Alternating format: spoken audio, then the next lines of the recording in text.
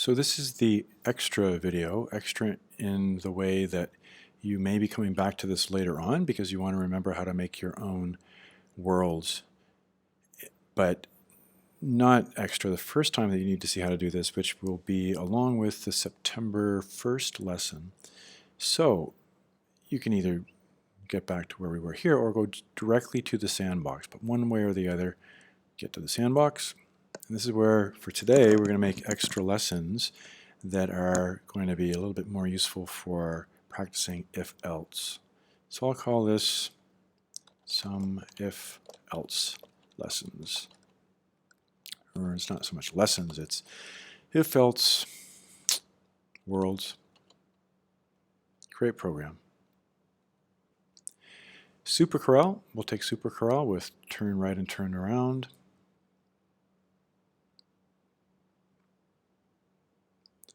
And yeah, for each one of these, we'll put some code just to remind you of the basic things that are available to you. So for example, in SuperCorel, turn right is available to you, but we don't need that. What we need to do is to get to edit Corel worlds.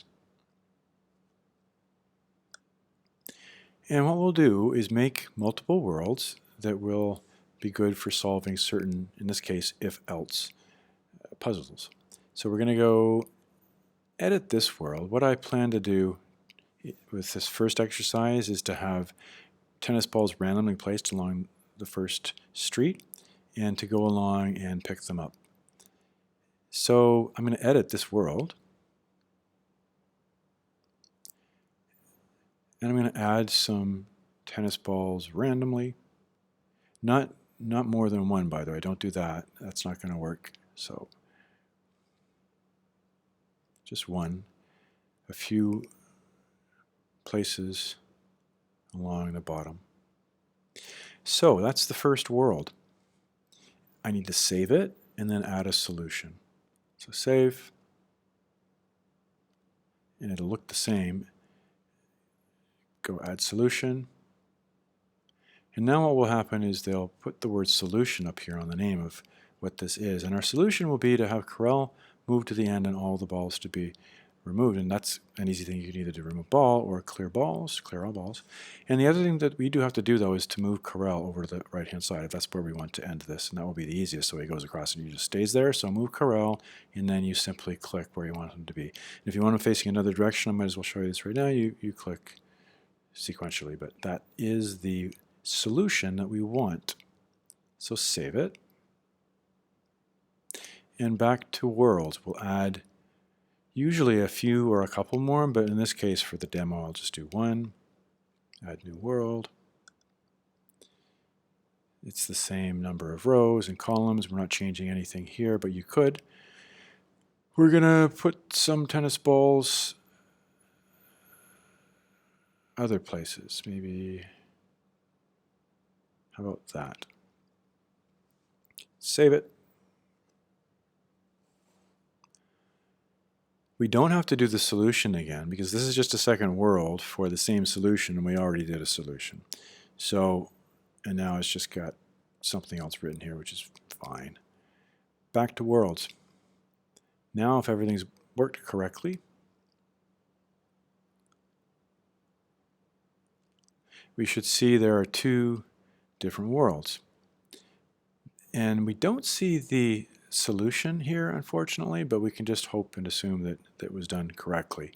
So now we can go back and work on it. Back to program.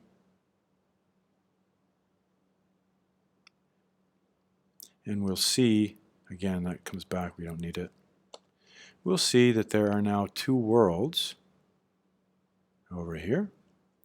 Oh, well, isn't that interesting? Well, I just learned something. So it turns out that we do have to do multiple solutions for multiple worlds, which to me doesn't make sense actually. But anyway, fair enough. Let me go back and fix that. So we're going to edit the one that we did today, which is this. There's a little pencil for edit. Just as well. Oh no, that's just editing the name. So what do I do to get to it? Just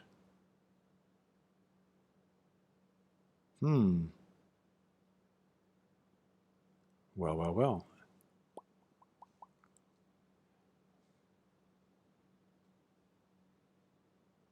Yeah, if you stuck with me there, you have to click right on the name of it, not to the side, not on the pencil. Okay, fair enough. So I'm going to edit the Corel worlds, and I guess what I'm going to have to do is edit the second one,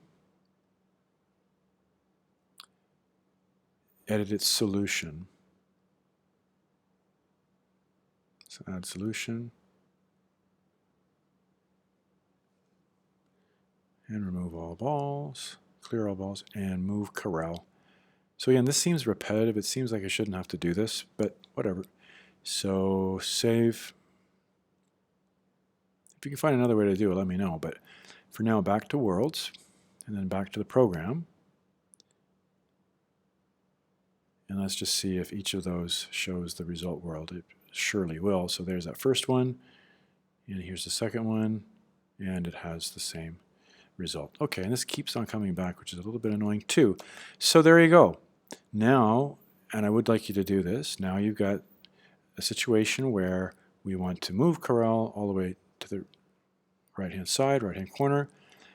In terms of the number of steps you'll take, it's the same in both worlds. So you can use a for loop for it. You could also use a while loop, but a for loop would be fine, just to go less than 9. So just remember how to get to the docs to remind yourself of, in this case, what the for loop looks like. Right there.